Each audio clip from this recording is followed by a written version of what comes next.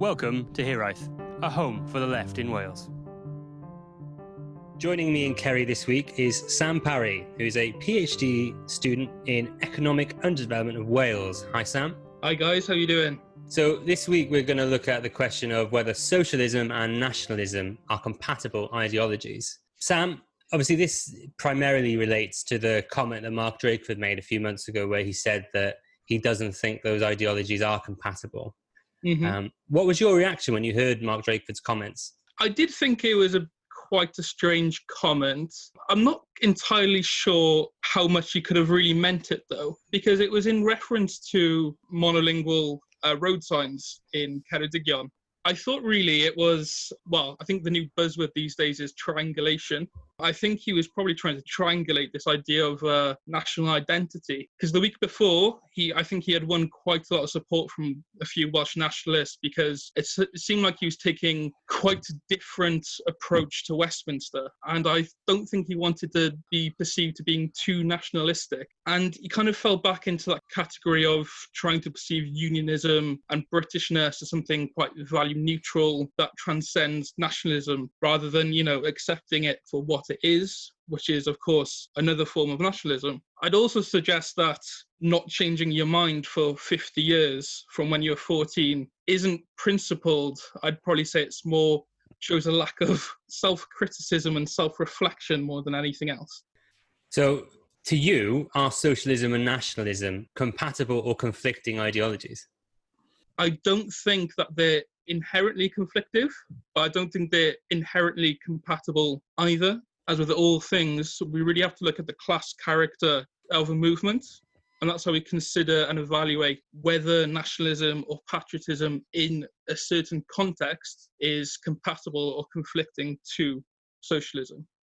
So I guess if you look historically and theoretically, national liberation movements in Africa, Asia, and Latin America have all clearly been progressive in the 20th century and before. And this is whether they were clearly socialist or not, because, of course, weakening of any imperialist power, whether it's Britain, France, USA, is progressive. And there was something I read the other day, which I really liked, possibly, one of Lenin's most famous books, so where he says that imperialism is the highest stage of capitalism.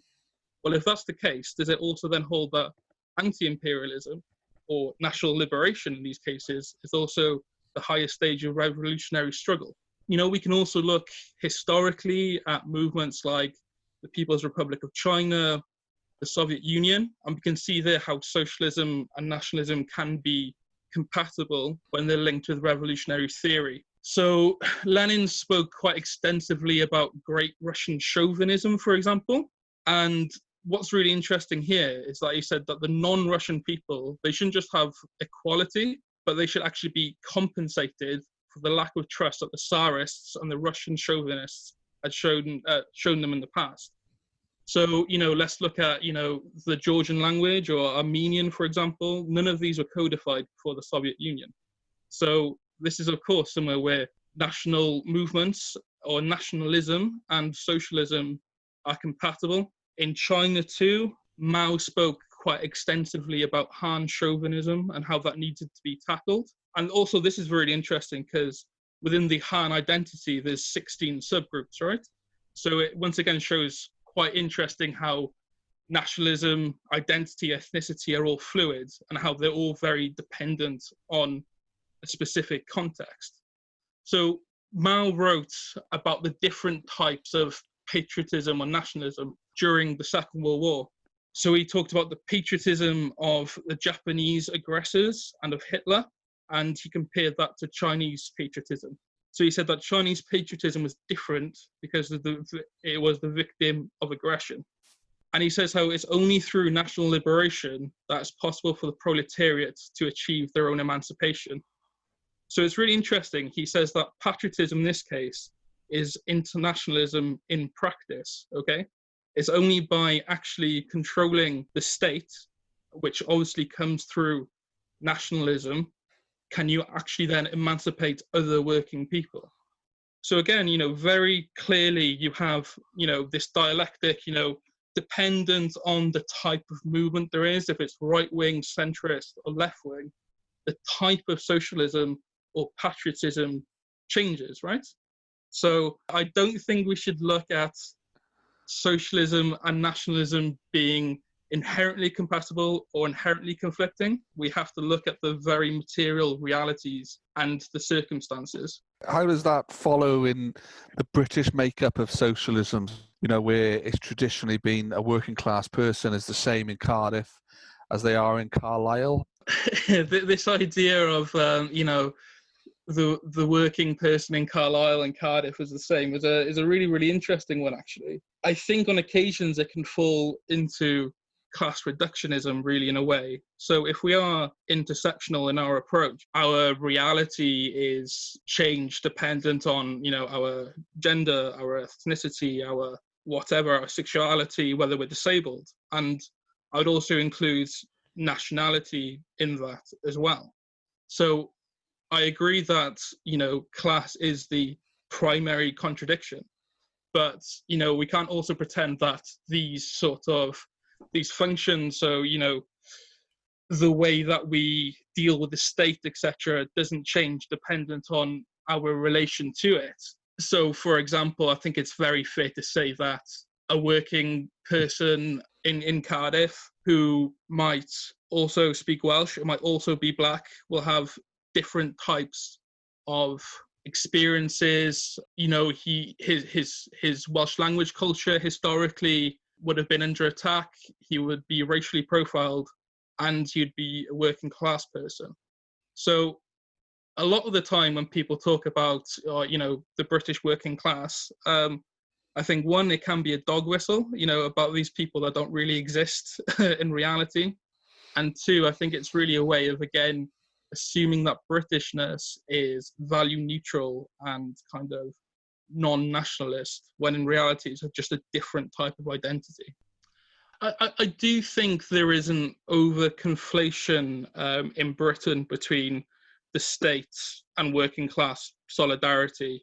If working class solidarity only exists within the state, then Welsh people wouldn't have gone and fought in the Spanish Civil War. Cubans wouldn't have gone to fight in Angola against the apartheid state, We also really, I think, have to look back to something quite principle that Marx said, that, a nation can't be free whilst it oppresses another. And I'm not stating here that England oppresses Scotland and Wales. I just want to make very clear. But I would say that there is, an occupation in the 6 counties. And the idea of the UK and how the UK is viewed, it's very, very problematic. And I still think there is that oppression there. This notion of working class solidarity, and how that would change. If anything, if you had a reunified Ireland, an independent Wales, a Scottish Republic and an independent England, I don't see or perceive how people as equals coming to the table that can then redefine their kind of relationship with the state couldn't actually lead to a strengthening of that solidarity. Because what we seem to have at the moment is both perceived and real grievances from all sides. On one hand, you'll have someone in the northeast of England annoyed because Scotland and Wales are perceived to have more money from the central government, for example. On the other hand, you have Scottish and Welsh people angry with England because they don't think they get enough, right? I think the British state, as is, has been quite good at kind of fomenting disagreements between working class people. And that's also true by kind of ethnicity, gender, all types of things as well. To you, is Welsh nationalism, is left-wing Welsh nationalism more to you about emancipation from capitalism than it is about independence from England? For me, wholeheartedly, 100%. Do you think that's the aim of the Welsh independence movement, though? I don't think you can look at the Welsh independence movement as one kind of coherent whole. I do think that there is a petty bourgeois strand there that kind of just sees the idea of nationhood as something worth having in and of itself. And usually that just comes down to maybe, the types of jobs and things they do. I think there is an undercurrent there, like quite a large minority which do really see that link between kind of socialism and nationalism.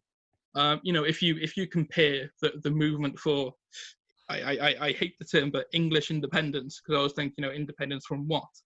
But that is clearly a reactionary sort of harking back to the glory days sort of idea, where I do think in Wales it's kind of a lot more like those sort of communitarian ideals. Scotland, I think, is more of a mixed bag again. If you go somewhere like, Glasgow, where the radical independence group are strong, or Dundee, there was clearly a left-wing element there.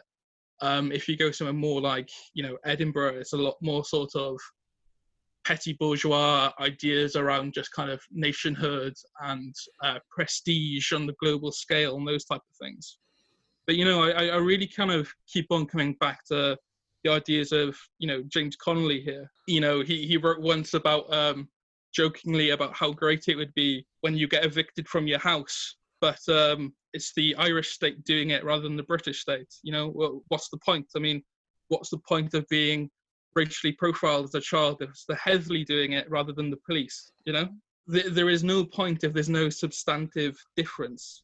I don't want to be, as the Irish call us, a mini Britain, a little Britain, as Wales is called in Gaelic.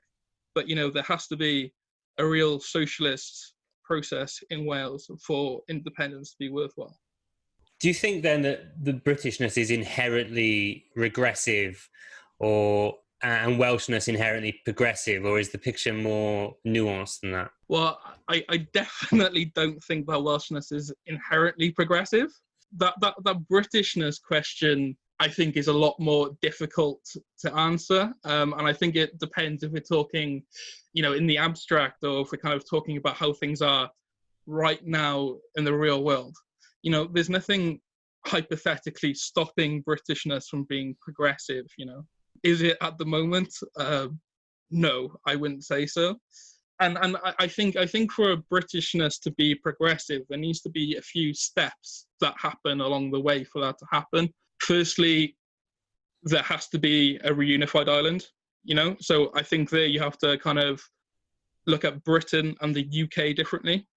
Can the island of Britain have a progressive movement? Quite possibly. I don't think it can be one that's based on things like the Union Jack, have the Queen, and be based in a centralised Westminster. I think the only way that a sort of progressive British identity could come about is, ironically, with a breaking up of Britain, where you could come back to the table on a kind of confederal basis, where you decide what is pooled and what isn't. But I don't see how we can go from the situation we have now. As much as kind of Billy Bragg, etc., tries to create a progressive Englishness and Britishness, etc., neither of those identities historically really have a very progressive root, in my opinion. How about in the labour movement itself, Sam?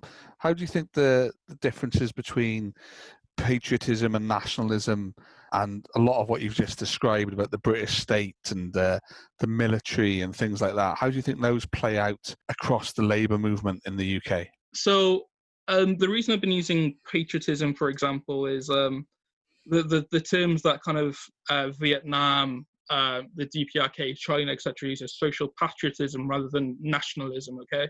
So, if we're talking about this sort of idea of, socialist patriotism, even going back as far as Keir Hardie, who had a lot of flaws, he was in favour of home rule. So it's not as if, these ideas are completely averse to the labour movement. If you look at John Maclean, for example, in Scotland as well. I almost said James Maclean there, but who's also another working class legend. It's very much dependent, again, on where you are and your relation to the state, in the sense that it's very telling that, you do have these people within the labour movement, like James Connolly, John Maclean, Keir Hardie, for all his flaws, that are very much in favour of independence. Whereas within the English movement, it's very much similar to what Lenin would call that great Russian chauvinism. There is that, I think, great English chauvinism built in there, which can also come down to kind of this class reductionism again, that is the only thing that matters, and that's the only thing we need to sort out, and the only thing we need to deal with. And I really don't think that there's been enough work within the wider Labour movement of really kind of trying to excavate that. In Wales, a lot of it comes down to this kind of idea of, self-preservation or whatever it is, this sort of timidity of not wanting to rock the boat. But there isn't going to be a boat left with, the way we keep going. Hope that kind of answers your question. Where do you see that going for Labour and nationalism in Wales? So on the previous pods we've had people from Labour for Indie Wales. And how do you think that, that will play out with the Labour Party in Wales? Because one of the interesting things for Scotland for me is how I think the growth of the SNP has really been on the back of Labour changes in outlook. And how do you think that can develop in Wales? Do you think that will happen with Labour people going to Plaid as I'm suggesting they have with the SNP, or will it be that independence growth within the Labour Party itself? So on that point, I would just like to make very clear that I do not consider the Labour Party to be socialist in any way, shape or form. So when I'm talking about socialism, I'm not talking about the Labour Party. But on that point, I think ironically what's been actually really great to see in Wales is that this movement is one that's been taken out in a way of party politics, and it's really kind of grassroots movements that have been pushing it forward. And it's kind of like this, reluctance to talk about it, but now kind of realizing that they have to talk about it a bit.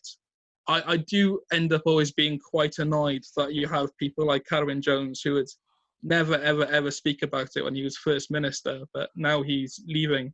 He kind of opens up about it. With regards to the Welsh Labour Party, what they've always been very good at doing is listening to public opinion and kind of changing with public opinion. It wouldn't kind of shock me entirely if they kind of moved to this sort of confederal or federal Britain, that type of model. My major worry, as someone who wants a socialist independence, is having people that I would define as careerists kind of becoming part of the movement might actually hinder the type of Wales we do have if we go in that direction. What's been quite great to see is having people that aren't worried about turning the party line, talking quite honestly about how they want the country to look afterwards, and doing that from outside the party political spectrum has been really great to see, and I really hope that continues. And it's not quelled or quashed by kind of Welsh Labour. Just to clarify then, the federal side of things, which is emerging a little bit more now, Keir Starmer and all that wouldn't be something you'd be interested in. It really is an independent socialist Wales. I think that ship has sailed a long time ago. You see a lot with states or nation states or whatever you want to call them. There's this idea that they are sort of timeless and they've been here forever. The British state as we know it's only been here for just over 100 years, 104 years, something like that. They're made out as if it's, been here since time immemorial. It would not surprise me just before that last nail in the coffin goes in that they kind of try and move to a federal model, very much as what would happen with the vow. But I think we'd be fools to really think that the UK as it exists can be reformed. I think for that to happen, you'd have to say straight away Westminster has to become a museum. You'd have to straight away say we're a republic, because you cannot be a progressive state whilst also believing in someone's divine right to rule. It just doesn't make sense. You would have to basically give independence to Scotland and Wales, and the people there would decide what powers go back to the centre. You would probably have to have some sort of system where the more culturally distinct areas of England have the opportunity to decide whether they want real parliaments or real assemblies with real power, not that was offered to the North. And I can't see any of that happening. As I suggested, the only really way I can see that happening is after independence, if there then became a point where people wanted to re-pool power afterwards. So you talk about wanting independent Wales, Sam. We want to go a little bit into the economics of that now. Obviously, we're always told there's a big budget shortfall if Wales are ever to become independent. And I don't think anyone denies that there is an issue. One, do you think that budget shortfall would be worth it? Two, do you think it would be something that's insurmountable? So with regards to the kind of budget, I think it's roughly 20%. We spend roughly 20% more than we pay in. Then if you then took out, for example, the defence budget, etc., it comes down to roughly 12%. And most countries run on a deficit of about 6%. So just for a bit of background, I think that's how we're looking. There's a couple of issues I have with that. I mean, firstly, it kind of assumes that the only thing that would happen after independence is that who takes the taxes and, who pays for the NHS is just moved from one building to another. You're doing literally exactly the same, but instead of going to Westminster, it goes to Cardiff Bay. And I really think that shows a lack of imagination, right? My way of looking at it is that there is enough money in Wales. There's enough resources in Wales. The biggest issue is that, one, it's not allocated efficiently and fairly and equitably, and neither is opportunity. So we really, really need to have a conversation about the type of government and country we want, I don't think we'll ever be the type of country that will have some massive GDP per capita or GVA per capita where we're all driving new cars and I've got the new iPhones.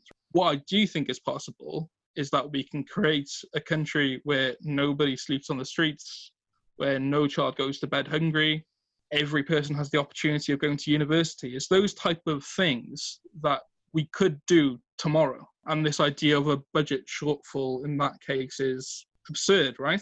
I sometimes do kind of really scratch my head at this kind of lack of imagination. If you look across the world for examples of these small places that have really, really made a huge stamp on the world, you have Grenada and the New Dual movement to Maurice Bishop.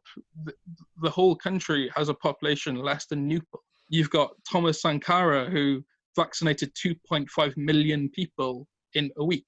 You look at Nicaragua, the Sandinistas, or Salvador Allende in Chile. Nobody sort of scratched their heads and say, I'm not sure about this budget deficit and how this would look, right? I do think sometimes we do get dragged down into the wrong types of conversations. I'm not saying that they're not important, but the stats, the figures aren't really correct as they are because they don't look into actually what Wales owns. The Queen owns the seabed in Wales. Do you know what I mean? It's actually very, very difficult to kind of quantify those things. And maybe we should actually be concentrating on what we should do with the resources we have instead. It's interesting when you say that. It's almost like the way we look at that budget shortfall, quote unquote budget shortfall. It's a sort of hang up we've got from being part of the British state. In your eyes, then it's the framing that the UK and Britain has given us as the way that we think that an independent Wales would look, whereas in fact what you're saying is we need to be thinking outside the box a bit and not using the framework that we've been given previously.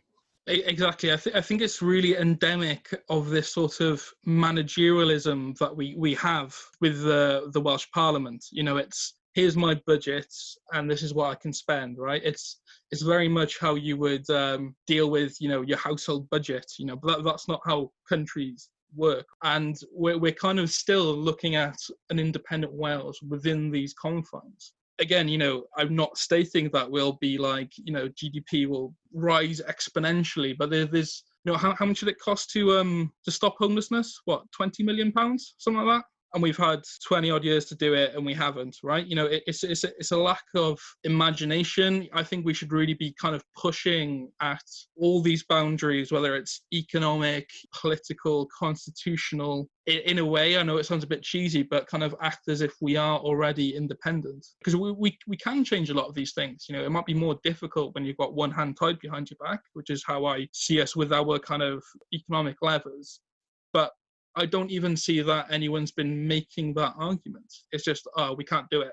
Why can't we do it? There seems to be a quite comfortable situation where we quite enjoy just divvying out pots of money without actually worrying or thinking, how can we actually, concretely change and transform Wales?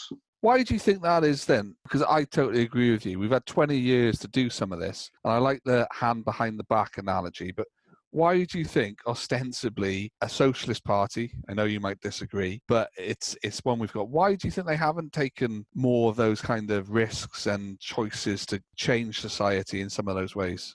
I think some of it comes from the background of those people that are within the party. I mean, a lot of them have come through local authorities, for example, and it's a very specific way of doing things. Quite a few have kind of come from, the third sector, public sector, those type of things. And there's nothing wrong with those types of jobs. I'm not saying that at all. It's just that for a, supposedly working class party, none of them have really worked in working class jobs. And by working class jobs, I mean jobs where, you sell your labor for a living. And I think there is this sort of interregnum where, people call the parliament at times, a buffed up local authority. And the reason for that is because I think people act as if it is, right?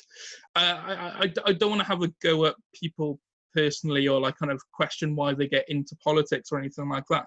But there must be something quite comfortable in a way of just knowing, okay, this is where my power lies. I'm quite ambivalent either way about Britain and an independent Wales. I'm quite happy and quite contented with this. I have a job for life. I'm not going to rock the boat.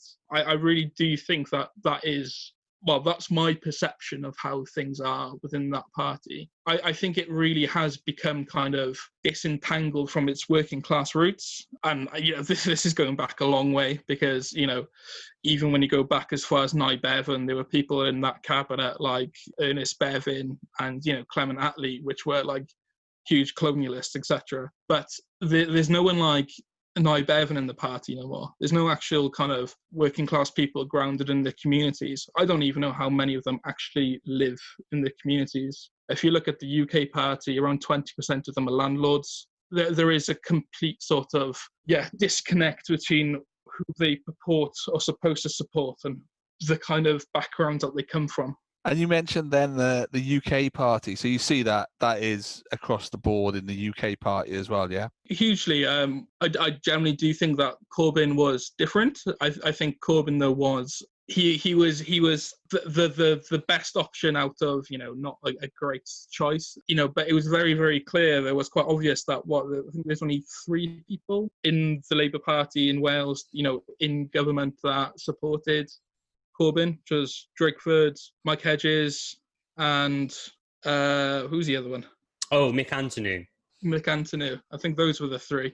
It's quite clear that like Blairism has taken root within the Welsh party, and you see a lot. There are a lot of authentocrats in the party in Wales. I think that's true across the board, but it was quite clear that there was a Blairist sort of vanguard in Wales, shall we say. You talk about Corbyn a bit. If Corbyn had won, do you think you'd still would have wanted an independent Wales? Do you think if you had a truly socialist UK, an independent Wales would still be as desirable? Yeah, well, there are a lot of things there. I mean, we can't guess what would have happened. That's someone who's kind of social democrat of a leader of a party that isn't a social democratic party, right? The party still did vote to bomb Syria, for example. They still wouldn't be giving Northern Ireland a vote on reunification. There still wouldn't have been representation for Wales. But a lot of that does come down to the types of Welsh Labour politicians we have. And also there is that big question of, we would have had Corbyn for 5 years perhaps, and then what would have happened? We might have gone back to turbo boosted type of conservatism, right? Whereas an independent Wales, if I'm disappointed with results in Wales, the worst thing I'm going to have is a wolf in sheep's clothing that doesn't kind of go left wing enough for me, but still kind of defends against the worst excesses of conservatism. Whereas if we're in the UK, I have anywhere between a wolf in sheep's clothing and the worst excesses of conservatism, right? The kind of scale or the spectrum of the types of policies I can have are quite different. We haven't mentioned Plaid in this kind of pod yet today, and that's obviously a party of the left, obviously the leading party in Wales for independence. Do you see Plaid as meeting the expectations you want to deliver an independent Wales? I am a supporter of Plaid. They're not left wing enough for me, but let's be fair, I am quite extremely left wing compared to most people in Wales. They are definitely the party that is closest to representing how I feel. The question of, what happens after independence is an interesting one. You could kind of see a situation where the Labour Party, which is actually decoupled from this kind of unionism, might actually become the party it was always supposed to be, right? But Plaid are a left-wing party that believe in social democracy. I think what Plaid and all parties need to do is sometimes stop looking at other places for inspiration and try and be, like we said on the podcast last week, try and be more like Wales, do what Wales does well. Though, yeah, I am quietly optimistic about Plaid Cymru in the upcoming elections. So you're talking about rocking the boat, Sam. Obviously, the biggest boat rock we've had in Wales in the last couple of years, or in Britain more generally, is leaving the EU. Do you think it's socialist to want to be part of the EU? Do you think an independent Wales can still be socialist and part of the EU? I do think that being in the EU definitely makes it harder to be a socialist country. No holds barred here. I generally think that the EU is a neoliberal institution, and far from being internationalist, I think it's actually hugely insular. It's kind of created a fortress around Europe to maintain its wealth and its privilege. I actually did a little bit of a work experience in the European Parliament. And to get there, you have to go through a park named after King Leopold, who killed tens of millions of people in the Congo, right? It pushes for a regime change in Venezuela. It recently passed a law that said that communism and fascism were these twin evils, the victims of communism and fascism, as if they're somehow kind of, linked together. So in that sense, I really do think that the EU is this kind of bourgeois and quite reactionary institution. I don't think it's a bad thing that Wales has left. And I do think that, even if you looked at the policies that, someone like Corbyn wanted to pass, the EU made them quite a bit harder to do, these ideas around state aid and that, well, I don't want state aid, I want state control of institutions, which is, again, even further, right? But kind of looking at my research or my PhD research, and so I basically want to look at the underdevelopment of Wales, so looking at kind of the economic, cultural, geographic kind of axes and how they work together to kind of create, this idea of underdevelopment on the peripheries of Europe, basically.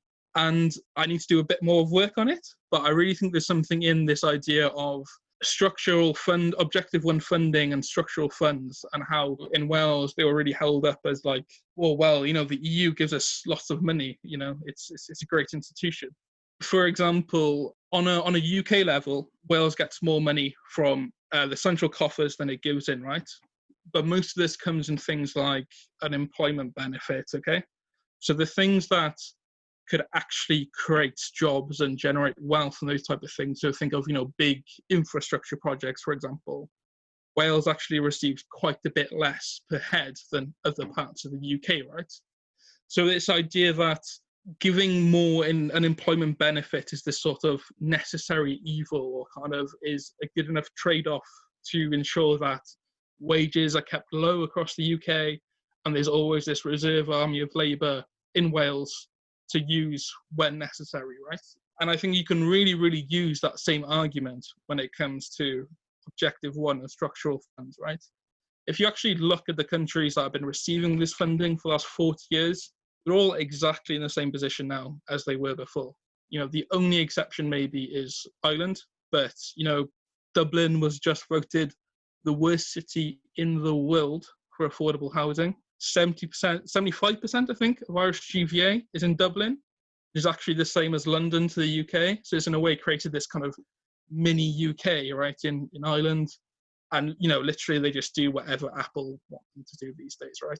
So all the other places are still poor. It's as if this Objective One funding, structural funding, is this carrot, right? It's like, okay, we'll give you this bit, right? But then what these places give the rest of Europe is a huge reserve army of labour. If you see how many people from southern Italy go to France, Germany, northern Italy to work, same with southern Spain. If you think of like the ex-Yugoslavia, East Germany, etc., there's this just huge, huge pools of labour for the kind of rich places to exploit, right?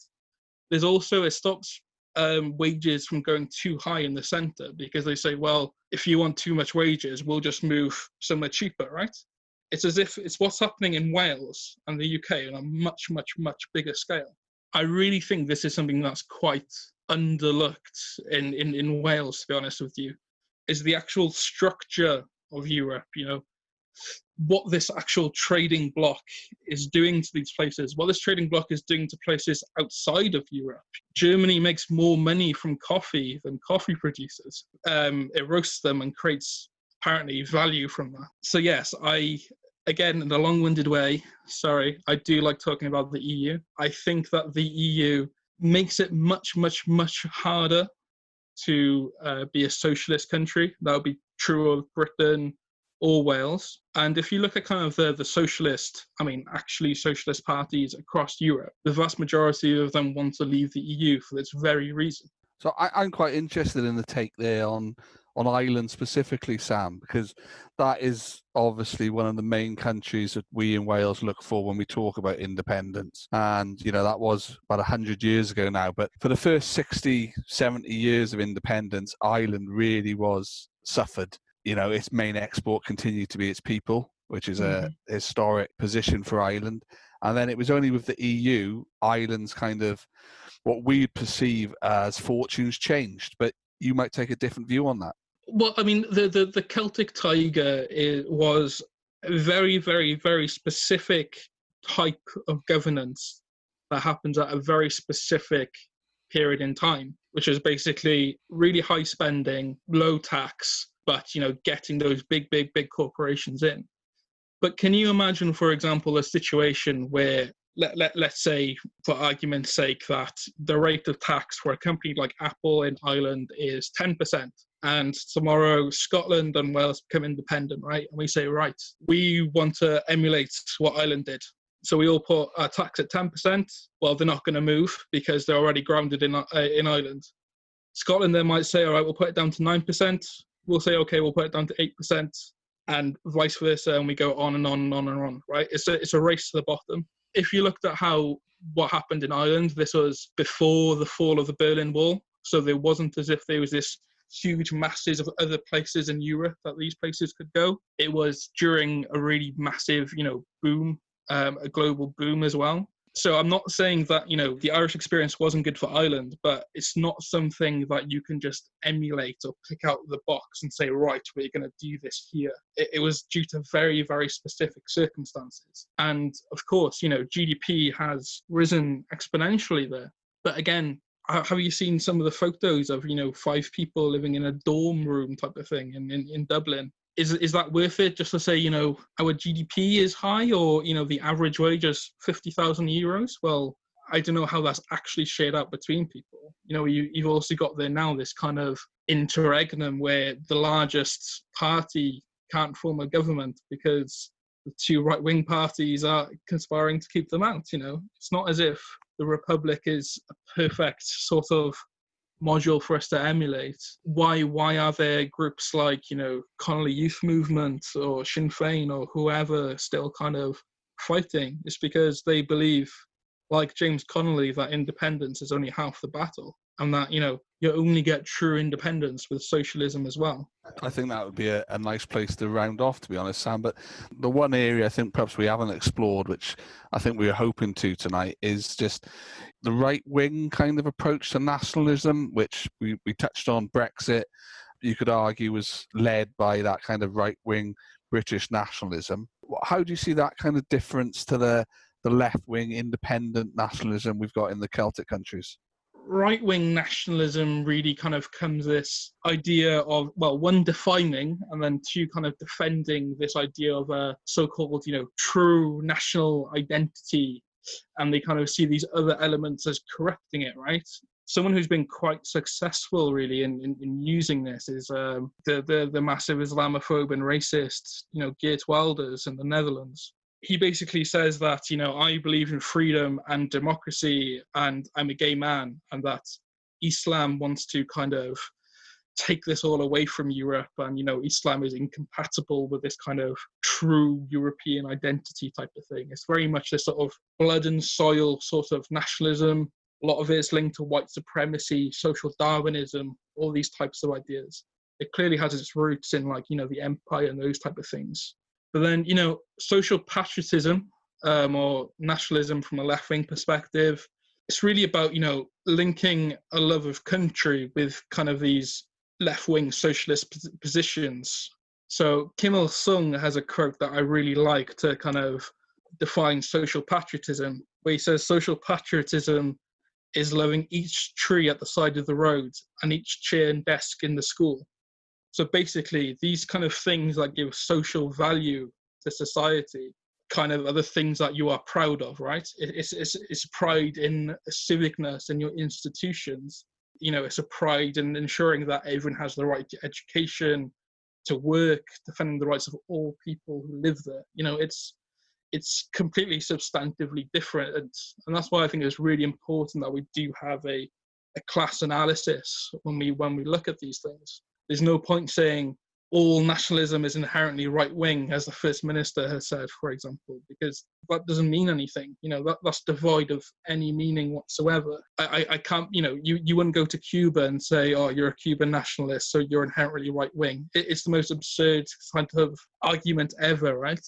So that's why I think the Celtic identities and nationalities have the ability to be more progressive. It's not ingrained, it's not definite. There's definitely a right-wing element within Welsh nationalism, but there is, I think, a core of people who really do have this sort of socialist patriotism that, you just would not get with right-wing nationalism. Sam, thank you so very much for appearing on our show tonight.